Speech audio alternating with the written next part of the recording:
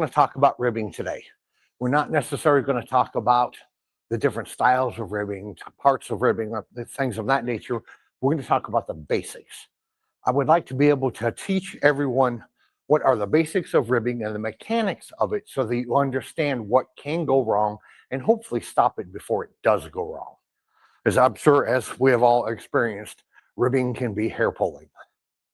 You know, there's nothing worse than a goofy little machine not doing what it's supposed to do. So we're going to start with talking about a ribbing system. And that's most of it, what we're going to talk about. The ribbing system has multiple different parts. We have a 1/4-inch drive pin that's on top. How many of us have lost that so far? I think my washing machine ate 3 or 4 of them personally. Then we take it apart with a jam nut on the side, brass jam nut, and we're going to take off the rubber arm. That's the rubber arm. That's the jam nut we were just talking about. Then this is the tappet plate. It comes off the top. Now, most of these will have a large diameter hole in the center here. So you will have to have what we call a rick washer. And that washer, I'm trying to get out of there, is that. It's just a quick brief history on that. When we went to the 1-to-1 dials, this is every other needle dial. So it became much smaller webbing in between the needles. So we have a bigger pocket in the center of it. We had a problem with the needles going back and cantering over, then trying to come forward. When they tried to come forward, they ran into the little butts of this inside pocket here, and it bent them, and sometimes it broke the needle. So it would instantly jam up, and you have to take everything apart. So we thought about it for quite some time, and we're looking at possibly redesigning the tappet plate, which would be a literal nightmare. And one of our guys at the shop, Rick, he come up and said, why don't you just put a washer in there so it won't go back too far? So we call it the Rick washer, which is the 10-cent fix for the $10,000 problem. So, and Rick is very upset he doesn't get a sticker. He thinks he should get a sticker. Yeah. Something, yes. But okay, anyway, of course, our rubber dial. Rubber dial has to have a drive pin on it. We call it a fin, drive fin on it. And then we have what we call a 1/2-inch pin. And that's what goes through the whole system, holds it all together. Now, today we're just talking about the hybrid system.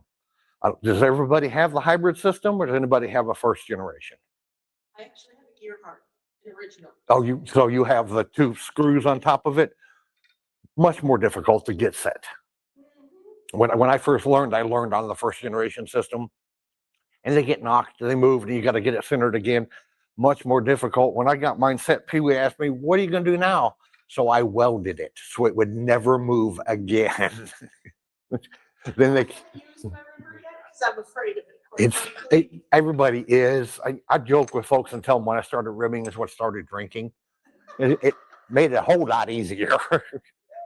But to assemble your ribbing system, we're getting off base again. I get off base easily, my fault. Start with your pin. So put your rubber dial on your pin, then put in your Rick washer. Rick washer falls right in the hole. Then we're going to put our tappet plate down. And at this point, I always recommend to folks to put petroleum jelly on that pin that's sticking up. It does not take much at all. Petroleum jelly is a really good lubricant, whether people realize it or not. Then we're going to put our rubber arm on, and it has to go on pretty straight. There's a tight tolerance thing between the 2 parts. Then we're going to snug it up just to make sure that it doesn't fall apart. And we want to make sure there's no gaps between here, or the pin and the bottom there. Any gaps there can accumulate, and sometimes you don't get this tightened up, it'll drop down, and that changes all of your ribbing. Everything will be off by 1/8 of an inch, 1/4 of an inch. It'll be down inside your cylinder. You want to make sure that sits right. Then put in your 1/4-inch pin. Then I tell folks to lay it in their hand flat so that it sits in a natural state. When you do that, turn it around until that pin hits the back of that screw. That's what we're calling the drive point. Now we know it's at the right position, and we want to be able to spin it. If it's relatively quiet, you can hear a little bit of dragging on that one, relatively quiet, you're good to go. It's never going to be 100% quiet because it is metal sitting on top of metal. You're going to hear a little bit of noise. So just put a drop of oil across the top of your rubber dial. That'll keep it lubricated, make it a lot easier. Now to put this into your machine, right now we have all of our cylinder pins, our cylinder needles in, and that would be for someone that was doing half pitch, which I do not recommend anyone starting at half pitch. It's way, way more difficult. Typically you would start with every other cylinder needle, and in this particular dial, every one in it, because it's a 32 and this is a 64. But if you have a 64, then it would be every one there. And you want it to go, whatever is missing on your cylinder, that's where you want your rubber needle to sit. But to put this in, you have a rubber arm holder down here. That is anodized, and it is also impregnated with Teflon for lubrication. Still recommend you put petroleum jelly on the stem of your rubber dial. When you go to put it in, everybody by instinct grabs it by that little arch. When you do that, as you can see, it's not sitting flat. That's just a natural way to hold it. What I like to recommend to folks, grab it by the spine. If you hold it by the spine, it stays more straight. When it's straight, it's going to go in that hole a lot easier. That pin and that hole are a 1/1000th of an inch different. Now, I know most folks don't realize what that is. I like to describe it as you take a piece of paper. A piece of paper is 3/1000ths of an inch thick. So you divide that into 3. Take one of those and divide it in half. That's a 1/1000th of an inch. We can't see it with the naked eye, and you can't measure it with normal devices. You have to have very specialized equipment. So it is very, very close. It will not go in unless you are almost perfectly up and down. So I really recommend you hold it by that back spine. Then you should be able to drop it straight down into it. Shouldn't be any issues. Once you're down in, spin your dial around until you hear the click. That click is the fin of the rubber dial hitting that pin of the cylinder. And we know that's our drive point. That's where we want it to sit. We'll crank around until our pin contacts the screw so it is driving. And do a quick visual check. Make sure that your slots of the rubber dial are lined up over an empty slot of your cylinder. Just like that. If it's off, you need to adjust. You can adjust that by the fin on the bottom of the rubber dial. There's 2 screws. You adjust it forward or backward. Most of y'all will probably do it and not realize that you have to move it backwards from what you see.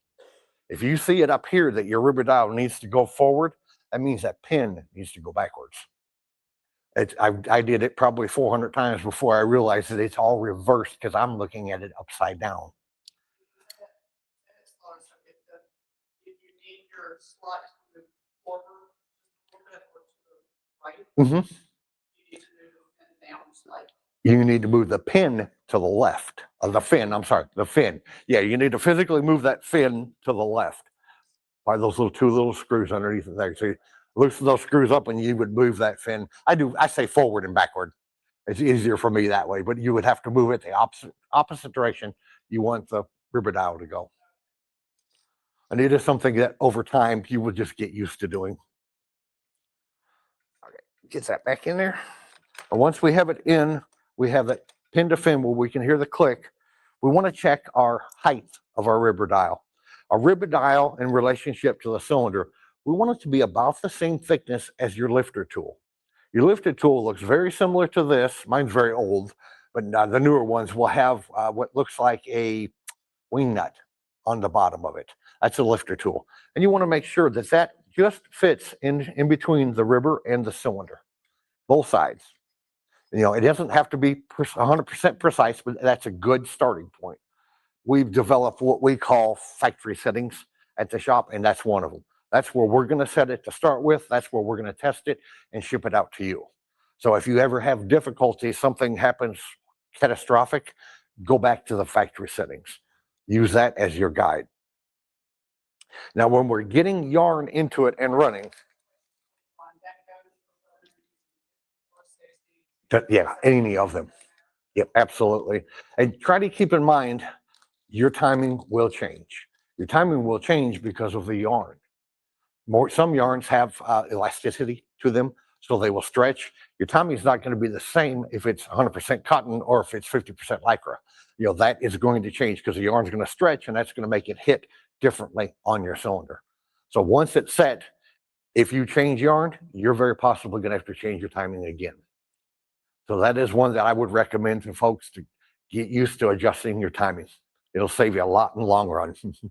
When we're knitting, we want our yarn to come through the system, through the yarn carrier, and we want it to fall on our ribber needle right behind that little hook and right in front of that little pin. There's a little bitty ramp right there. I'm sure, I hope you all can see it up there. It's really tiny, but that's where we want our yarn to fall. That's the ideal place for it. I tell folks to start with one needle in at a time. Start with it at 6 o'clock. Put that needle in, crank it around. I did not bring yarn, and I should have. That would have been more helpful. But put it at 6 o'clock, put it in there, let the yarn fall on it. Look at it. Just real slowly crank around, see where it's hitting. If it's hitting front or back of that ramp in there, then you need to adjust. We just lost power. That's wild. And you can adjust that by this Phillips head screw. I'll crank it around. Okay. Phillips head screw right here. If you want to advance your timing, meaning the yarn will move forward on your needle, closer to the tip of the needle, you need to move that Phillips head screw back. So it would be coming out towards you, and that will advance your timing. To retard your timing, you have to drive that screw in, which would be clockwise, to push the yarn further back on the needle. Does that make sense to everyone? That's going to be the ideal, and that's what we want. We want it to fall there. Our whole purpose in the knitting process and the setup of our machine is to trap that yarn. We want to trap the yarn between the fin, the latch, the hook, the needle itself, and then on the cylinder needles as well. This will guide it into the cylinder needles. The cylinder needles will hook onto it and pull it down so it can't come out.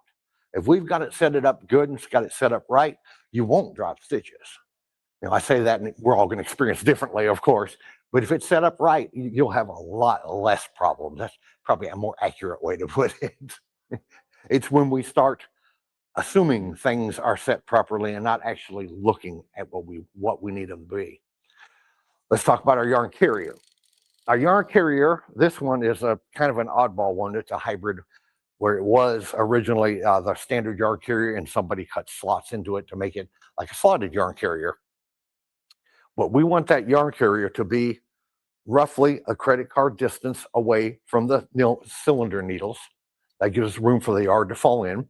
We want it to be canted backwards, just a hair, not much, so that it gives more room for the yarn to flow through, in, and around. And our yarn's going to flow backwards. Same thing with our ribber needle.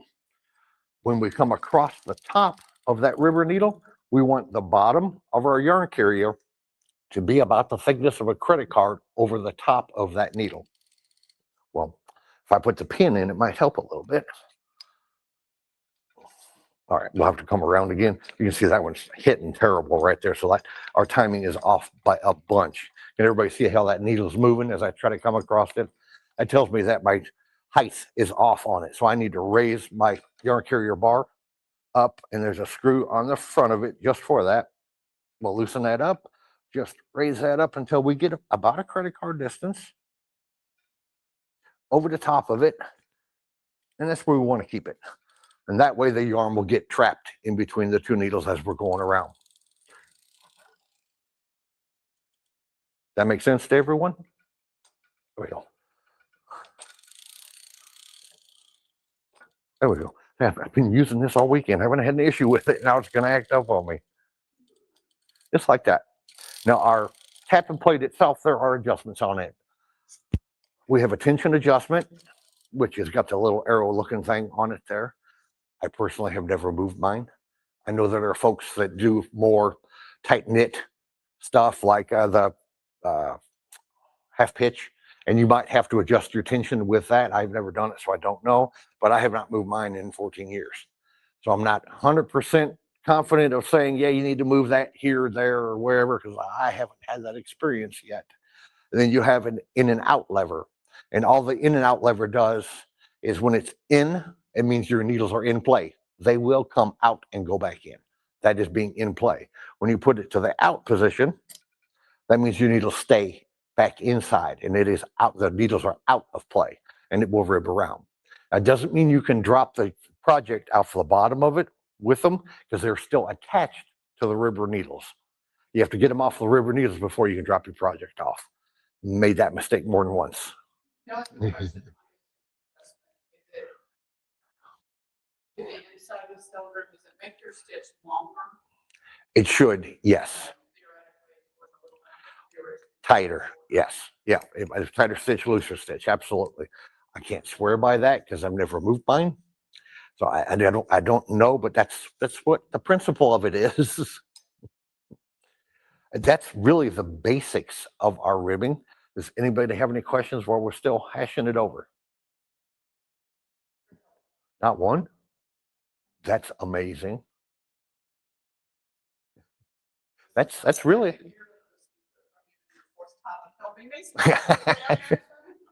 when I first learned how to knit, the lady that showed me how to knit, I did it at the shop because I thought I would be better at producing the machine if I knew how to knit on it. So she said, fine, we'll set you up. And while I was running the lathes in the back room, she set me up on a machine just like this. And she told me to just make stockinette, just stockinette for 3 months. I made stockinette. I thought, okay, that's kind of excessive, but whatever, I'm not going to argue. Then I did heels and toes for 3 months. Then I got to rib for 3 months. Then I got to make a sock. By the time it was over with, I just thought the woman was abusive. I mean, that's just insane. But I can honestly sit here now, 14 years later, and say that if it wasn't for that, I would not have the experience and knowledge that I do of all the stupid mistakes I made in those 3 months for each stage of it. And when you don't have that knowledge of how to fix what you just screwed up, you can make a mess really fast. How many of you have that big old yarn barf that piles up on top of here that God created somewhere just to torture you? That is horrid. That is one thing you'll know real quick. If you knit faster than you can see, you'll have problems. Highly recommend everyone knit at the speed they can see. And by that, I mean when the latches are opening and closing and you're cranking around, you can see them move. And I didn't believe it, but your eyes will get trained to notice that where you can knit faster. But I say no, don't knit faster than you can see, because if you don't see that latch open up, you know something's wrong. And you can stop before it becomes a problem. I mean, that is so critical in my experiences. You're absolutely welcome. Is it possible for you to come and look at my old machine and see if there's any problems with that? I can certainly take a look. Yeah, of course. Of course. Well, as soon as I'll drop this off and head over. Thank you so much. Well, thank you all for coming.